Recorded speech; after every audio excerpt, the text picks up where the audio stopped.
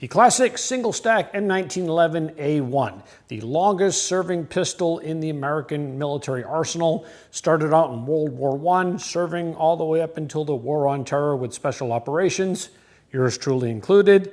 Now, in the last decade, I would say many have deemed this gun really unreliable, obsolete, and really the ultimate FUD buster. So is this criticism warranted of this pistol, or is this still a practical gun for those looking for an EDC or even tactical use? Let's get into it right now.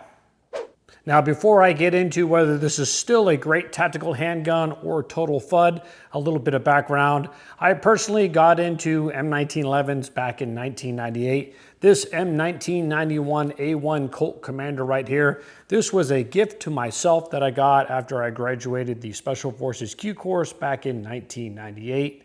Now, I was formally trained on the Beretta M9. That's where I got my formal pistol training. But when I got into recreational shooting or really competitive shooting, this was the gun I started with. Again, I got this back in 1998, Colt Commander, and really it's their base model of all their 1911s that are out there. All right, viewer request. Doing build drills with my M1911, which I do not practice 1911s that much in 45. I'm hoping at least for a clean run maybe. Don't expect any historic times. Let's do it. 3 tries.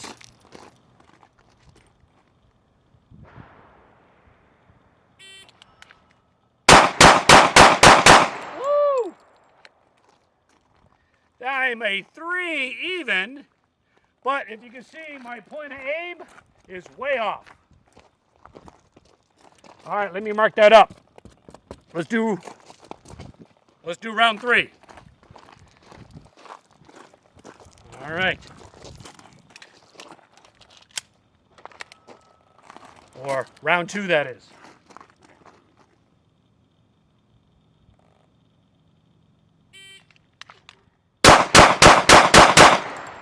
Whoa! Not too bad on that run. I'm a 296. Let's check out my hits.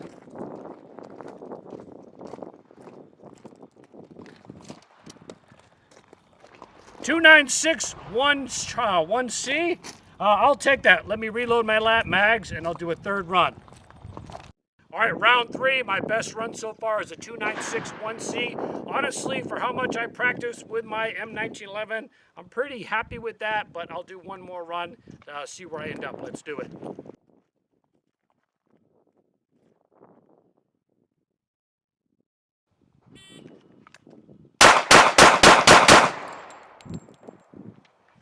I got another C, but I did trim a few tenths of a second off. 287. Let's check out that C. Oh no, that was pasted from before. I just shot a clean run, a 287. I surprised myself.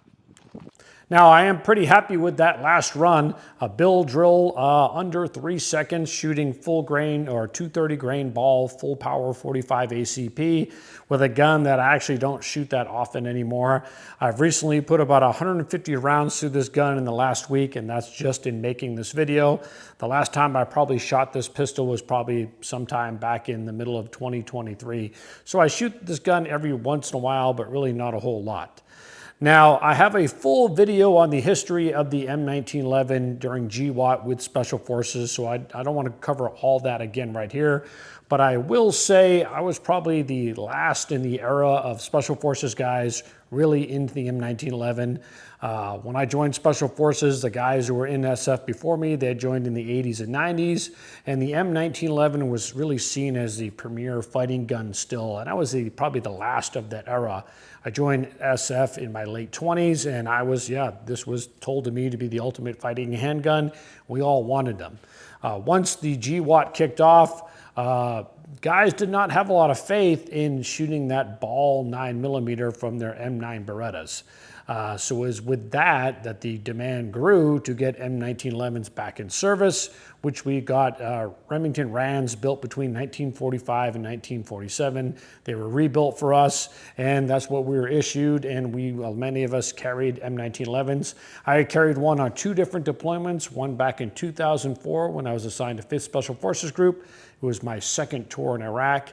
And then my last tour back in 2015, while assigned to 3rd Special Forces Group, I carried an M1911 on a few different missions, not all the missions, but every once in a while. So I've got pretty good experience with old slab sides here, but let me get into why I think attitudes have changed on this firearm. So really what has compelled me to make this video is, I would say definitely in the last decade, in your online forums, especially in your training forums, it seems to come up time and again that single stack M1911s are unreliable. They're not going to make it through your average day-long shooting course without choking. Where is this coming from? Is this just internet lore? Is just this people hearing about it and then passing it on with no experience? Or is there some truth and merit to this claim? I'm going to say it's a combination of both.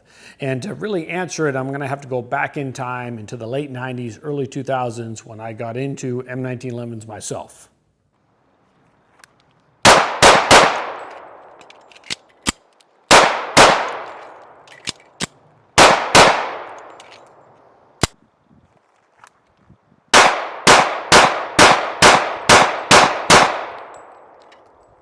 Now, back in the late 90s, early 2000s, single stack M1911s were super popular.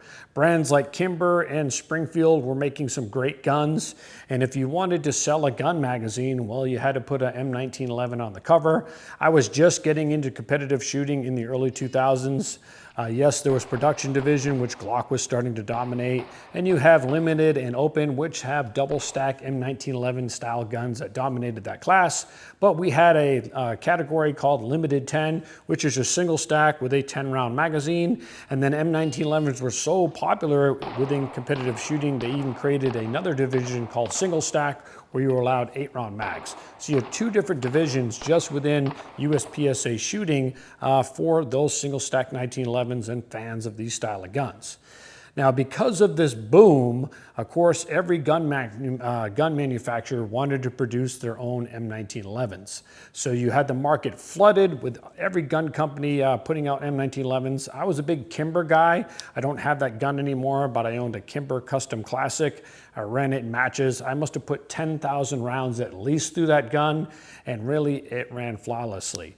And talking about reliability real quick, this M1911A1 Commander that, again, I got back in 1998, I probably got 5,000 or 6,000 rounds through it. It was my primary EDC when I first got into guns outside of the military, so I didn't really run it in matches a whole lot. It was actually the gun I used to loan to people to run in matches. But really, this thing's run pretty flawlessly. In terms of reliability, I would say this is just as reliable as any of the Glocks I own. So I don't see an issue with reliability. So where is all this talk about reliability problems coming from? Well, it goes back to that boom where every gun manufacturer is trying to crank out their version of an M1911.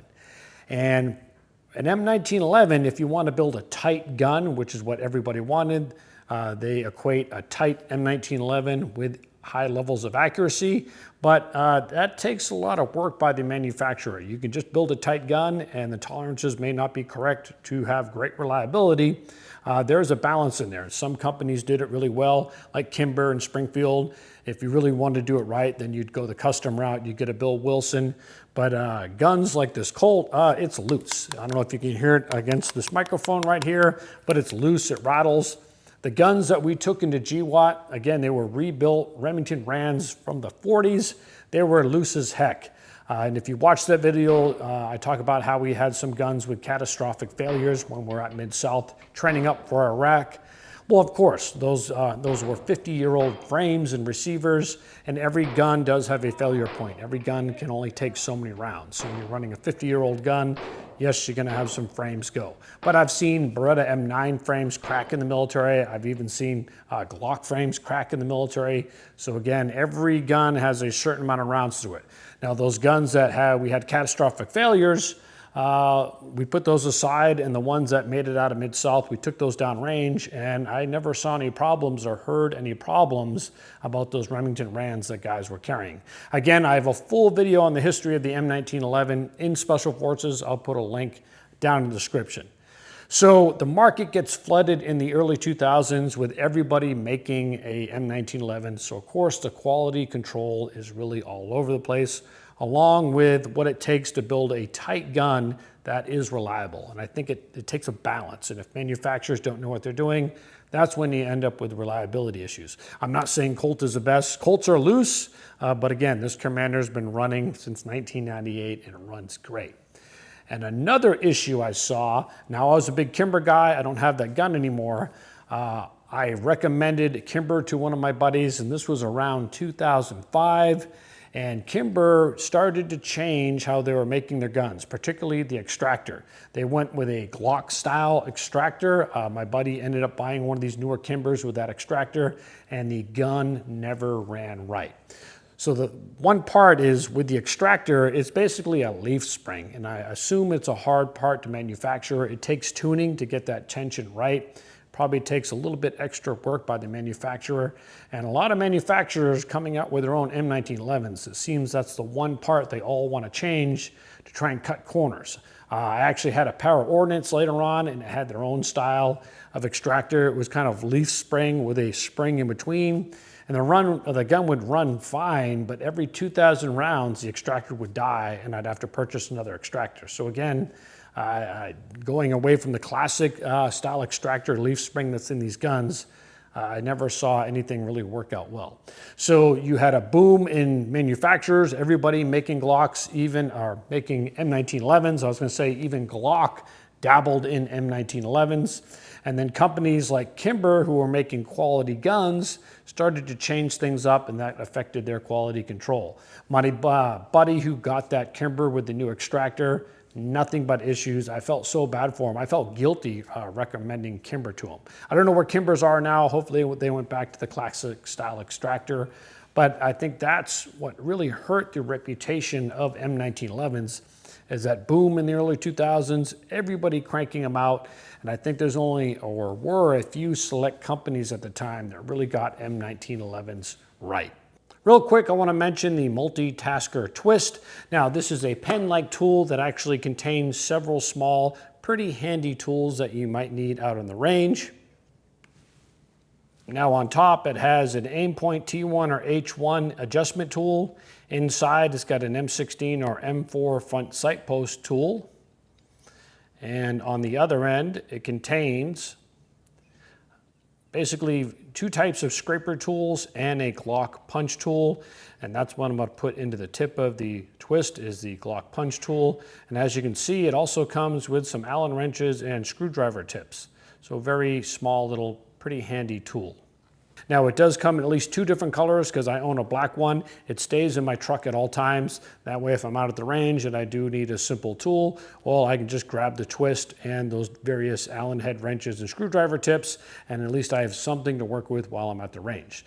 Now you can find this at multitaskertools.com. I'll put a link down in the description. So yes, I think there is a little bit of merit to, there are some reliability issues with M1911s, but it's not a flaw in the overall design of the gun. Again, it's manufacturers and their quality control. So you can't blame the design of the M1911 single stack. You can put the blame on the manufacturers. Now I've been out of the M1911 game for quite some time now, so I don't know who the hot manufacturers are. When I got into it, Kimber was huge in the early 2000s. And again, due to them changing some of the parts on here, they kind of did themselves in, and that's when they started having reliability issues. I don't know where they stand now in terms of popularity. But one more criticism against this gun, of course, is the limited magazine capacity, with it only being able to hold 7 rounds. That's if you use a classic magazine. all your modern M1911 mags really hold 8 rounds. I like Chip McCormick Shooting Stars. I like Wilson Combat Mags. That's what we were issued during the War on Terror. Those magazines hold 8. And if you carry this locked and cocked with 1 in the chamber, as you should, well, then you can have 8 rounds in the magazine and 1 in the chamber, giving you 9 rounds. And 45 ACP, really in any form, is going to outperform a lot of your other bullets out there. We wanted the 45 ACP because in the military we were using ball ammunition, and a lot of guys didn't have faith in 9mm ball. 45 ACP, that 230 grain ball bullet, it's a bigger bullet. It's going to do more permanent tissue damage. And in hollow point form, again, 45 ACP really outperforms a lot of handgun rounds out there. In terms of, I would say, permanent cavity, if you want to call it knockdown power for lack of a better term, it just does a lot of damage. So that's why it was popular with Special Forces at the time, and I think the amount of, again, damage that the bullet can do can make up a little bit for the limited round count. Of course, shot placement is key. You got to do your part. But there's a good book out there. It's called Street Stoppers. It's quite old now, but it's really a book about data, and it's taking tons of different shootings and looking at the damage bullets are causing. And they determine in the book that 45 ACP in hollow point form is one of the best bullets out there as far as, again, being a man stopper, for lack of a better term. And I will say this in terms of man-stopping power. I know a Special Forces guy that put down a threat with 1 shot from an M1911 at close range. So again, yes, shot placement is key. You got to do your part. But 230 grain ball is a pretty devastating round, especially at close range. So I'll never agree that these are complete FUD guns, but I will concede that the M1911 single stack is becoming the pistol of another generation. I got into, again, recreational shooting in my late 20s. Now I'm in my 50s, so yeah, I am a boomer. So I'm the era where this was still deemed the ultimate fighting handgun. And I have a video on how and why Special Forces transitioned from the M9 to the Glock. And I saw it. I saw the younger Green Berets coming in, and this was around 2006, 2007. The younger generation of Green Berets, they all wanted Glocks, and that's where the era was for the longest time. And I hate to say it, but now all the Glock guys that were in Special Forces and I'll say Glock fanboys, heck, I'm a Glock fanboy. All my competition shooting pistols are Glocks, and my current carry gun is a Glock 19, so I'm a complete Glock fanboy. But the same thing where this is becoming the gun of the previous era, that's happening to Glock right now, especially within the military. Of course, the military adopted the SIG pistol, and now even within special operations, they are phasing out their Glocks in favor of the SIG. And a lot of your special operations members are using the SIG as a duty gun, and then that's what they want as a carry gun or their competition gun during their off time. So a lot of guys are becoming SIG. So I think in 20 years or so, Glocks is going to be the next boomer or FUD gun. It's just a matter of time. So there's a generational aspect to why people don't understand this gun. And also there's a price barrier involved. Your average quality M1911, just looking around the internet, costs about $1,000 to get into. That's the price of almost 2 Glocks. And ammunition, well, a case of generic 230 grain ball, just looking online, is going to be about $400 before taxes and shipping. And when I got into competitive shooting back in 2002, again, I started with this gun right here, my trusty Colt Commander. I could get a case of 180 grain match grade 45 ACP delivered to my house for right around $200. So there's a barrier to entry with M1911s just due to cost. All metal guns cost more to manufacture, and the ammo's getting up there too. So I can see another reason why a lot of your modern current shooters are turned off by this platform. I want to talk about holsters. Now, this might make me the ultimate FUD, but I think it's a travesty to carry an M1911 in anything but leather. My favorite holster is from Brigade Gun Leather. Unfortunately, I think they're out of business. The one on my hip right here, it's at least 15 years old. And as you can see, it does a pretty good job by not allowing the butt of the gun to print. And that's because the holster is angled to keep the butt of the pistol up close against the body. Very well-designed holster. I've had this for about 15 years. This one right here is also from Brigade Gun gun leather. I've had this probably 20 years. If you take care of leather holsters, it will last forever. And this particular holster right here, this is what I wore during my last tour in 2015 Afghanistan. The mag holder I was using at the time is from Bianchi. Again, a leather mag holder. I've got some singles. These are by Gold and Goodrich. I don't know if they're around anymore still. The singles is if I am going to carry a spare mag, I'll just pop one of these singles on. Now, I was a huge fan of leather gun belts only. I think my last leather belt was a Magpul Tejas. But ever since I've been rocking one of these core belts, I mentioned this before in a few videos, these belts are outstanding. So normally it's resting on my core belt. Now, in terms of, do I think these will ever come back into military service like we saw that boom in the early days of GWAT? I think the time of the M1911 in the military is also truly over. I don't think we'll see another burst of guys wanting to run these. When I ran one back in 2015, we had one on the team, and I took it just to not take a Glock from somebody else on the team. We didn't have enough Glocks for one for every man at the time, so I chose to carry this. None of the other guys, the younger guys on the team, really wanted anything to do with this, so I chose to carry it just to free up a slot for a Glock for somebody else, because that's what the guys are more comfortable with. And from talking with some 3rd Special Forces Group guys, that pistol stayed within the 3rd Group's arms room up until at least 2020 is when somebody told me it was still there. But in terms of, is this still a practical gun today? Sure, if you're comfortable with that limited magazine capacity. And every once in a while, I still carry this as EDC. And really, I don't carry an extra magazine on me. If I go on a long trip, I'll throw one in my luggage, or I'll keep it in my car door of my vehicle. But I'm pretty comfortable just rolling with 9 rounds. And if you look at a lot of the data out there, most of your defensive shooting scenarios involve 3 rounds. Now, I'm not going to bet my life on averages, but I feel pretty comfortable having 9 rounds. I don't feel that set back. Now, military-wise, yeah, 9 rounds is not a whole lot. And I think in my original video talking about the M1911 within Special Forces, that's why I did stop carrying it because of the limited magazine capacity. I went back to a Beretta just based on one situation I was in. So that is a factor. But as far as civilian EDC, let's face it, we're not going against bands of terrorists where you could need a super high round count. But if the limited magazine capacity does warrant people not being interested in that, hey, that's a legit criticism of this platform. So is the M1911 single stack stud or FUD? Well, I say it's definitely not FUD. Is it still stud? Well, to me it is, but I can completely understand how the younger generation of shooters are really not interested in this gun due to the limited magazine capacity, the bar to entry just with cost of getting into 1911s, the prices are high. And yes, I do blame manufacturers for having some QC issues that kind of put people off towards M1911s, starting to think they're unreliable as a whole, which is just not true. There are plenty of awesome M1911s out there. I think it just takes a little bit of research.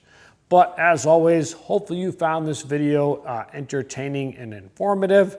As always, I'm Jeff Gerwich. Thanks for watching.